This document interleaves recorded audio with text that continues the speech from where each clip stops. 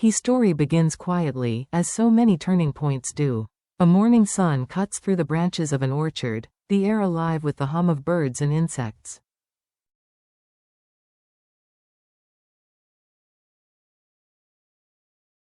James and Diep walk hand in hand with their daughter, Nhi. She skips lightly, her small fingers entwined with theirs.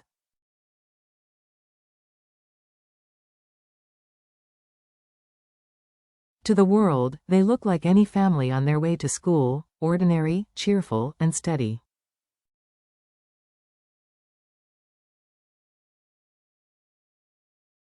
Yet behind their smiles lies a storm of exhaustion, secrets, and financial despair.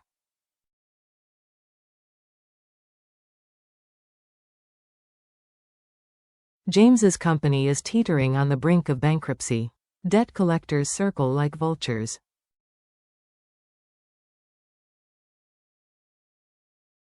More than $500,000 in debt has left him awake most nights, pacing, sweating, and calculating.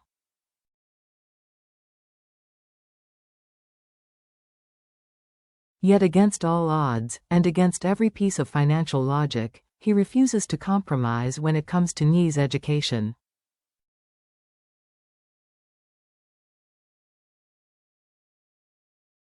He has just written a check for $40,000, ensuring she will attend one of the best schools in the area.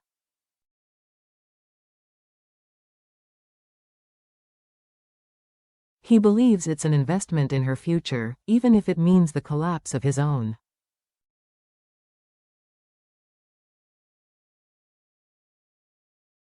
And Diep, heavily pregnant, carries not only a child but also the crushing uncertainty of what their future will hold.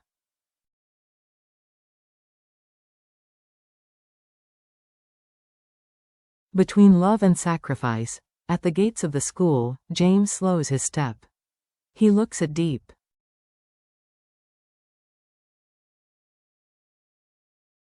Their eyes meet in silence, sharing what words cannot. When Nhi waves to them from the other side of the iron bars, her joy pure and untouched, James forces a smile and raises his hand.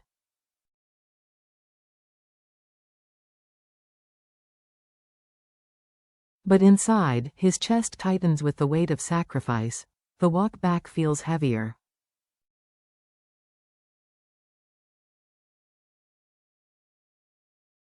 James mutters, almost to himself, $40,000 a year.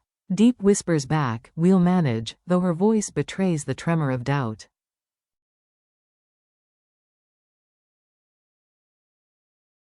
Later, they walk through their orchard, rows of grapefruit trees standing like silent sentinels.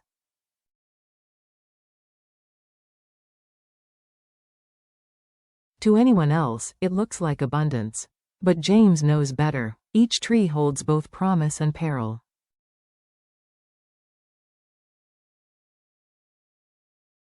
See this one? He says, tracing the bark with his fingers. 50 fruits, but pests are already here.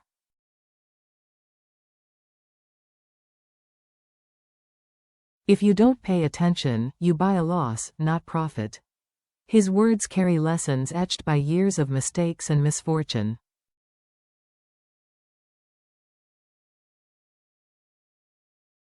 Diep listens, her gaze drifting to his sunburnt face, the lines of struggle deepening year by year.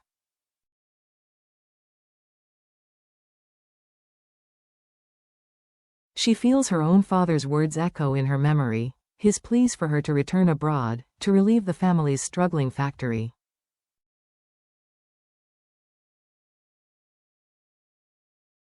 She had refused, choosing James and their shared dream instead. But doubts creep in now, gnawing at her resolve.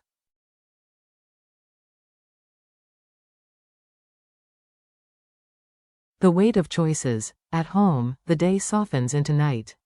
The scent of simmering broth fills the air.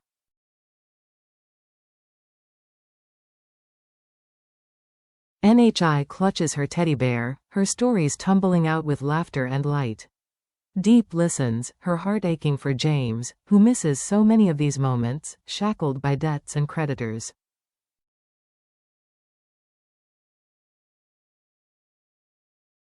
That night, when NHI drifts into sleep, James rubs his temples. The creditors won't wait much longer, he whispers.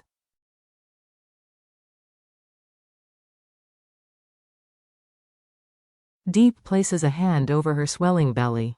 Her voice steadies. We'll find a way.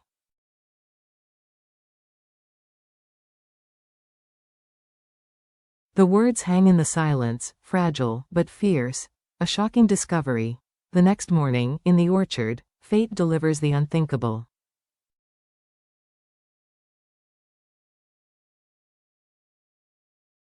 As James kneels to inspect a tree's roots, Diep notices something glinting beneath weeds.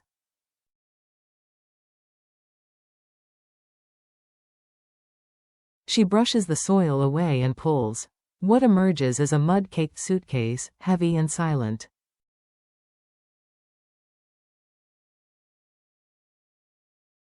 James watches, frowning. When she flips the latches, the creak reveals something that steals their breath.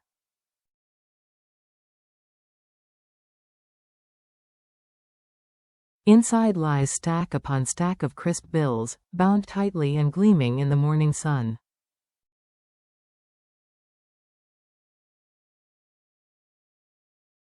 Diep stammers, "It's money, so much money." James nearly collapses. The crushing number, $500,000 owed, flashes through his mind.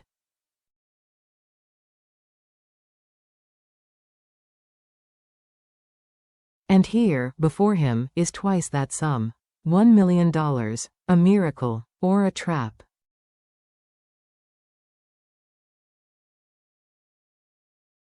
They close the suitcase, hands trembling. Its weight is more than physical, it's moral, emotional, and dangerous.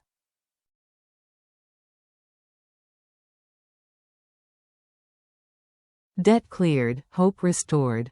That evening, the suitcase sits on their wooden table, filling the air with a silence sharper than knives.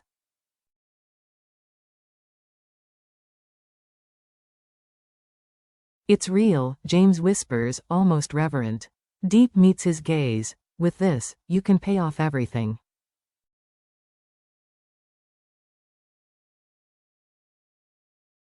"Save the company. Save us." James exhales, unsteady. He knows money like this doesn't just appear.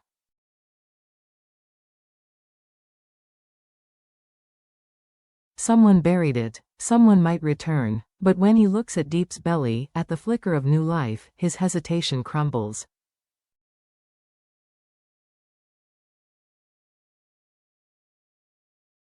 That night, he begins making calls. One by one, debts vanish. By nightfall, $500,000 is gone, but so too are the sleepless nights and suffocating weight of creditors.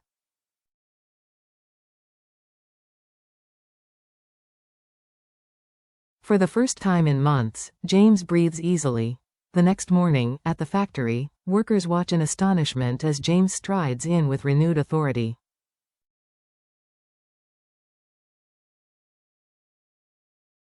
Machines long idle sputter to life again. "Start the repairs," he orders. "We're rebuilding."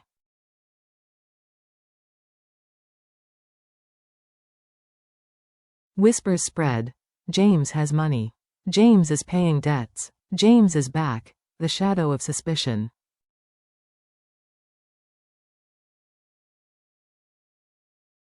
But fortune is never without consequence. One afternoon, a man in a dark suit arrives.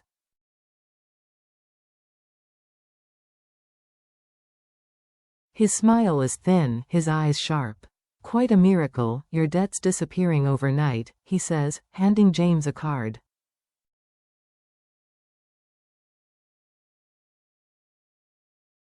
Miracles always have a source. "Call me if you want to stay out of trouble." James stiffens, fear prickling.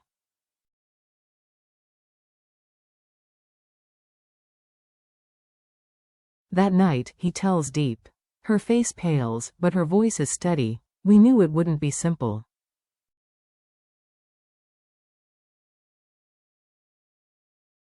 But we can't let fear take everything we've fought for." Her hand in his steadies him.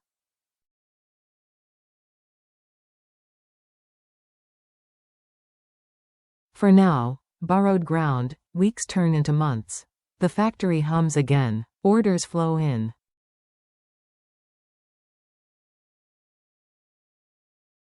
Workers regain faith. At home, NHI fills the air with stories and laughter. Diep's belly grows, her steps slow, but her smile shines brighter.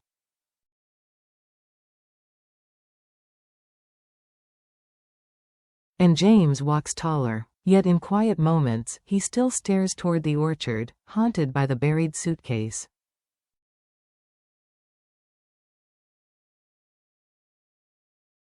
Was it luck, fate, or a test? One evening, as they eat together, NHI asks innocently, "Daddy, why are you smiling so much lately?" James chuckles, ruffling her hair.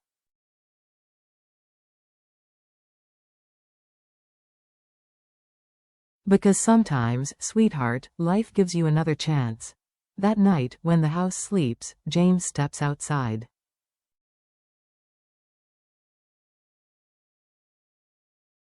The moon casts his shadow long across the soil where secrets still lie. He breathes deeply, determination settling in his chest.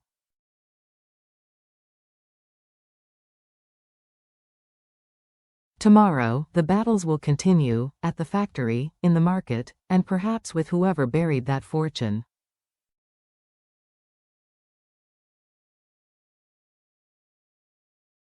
But tonight, for the first time in a long while, he allows himself peace.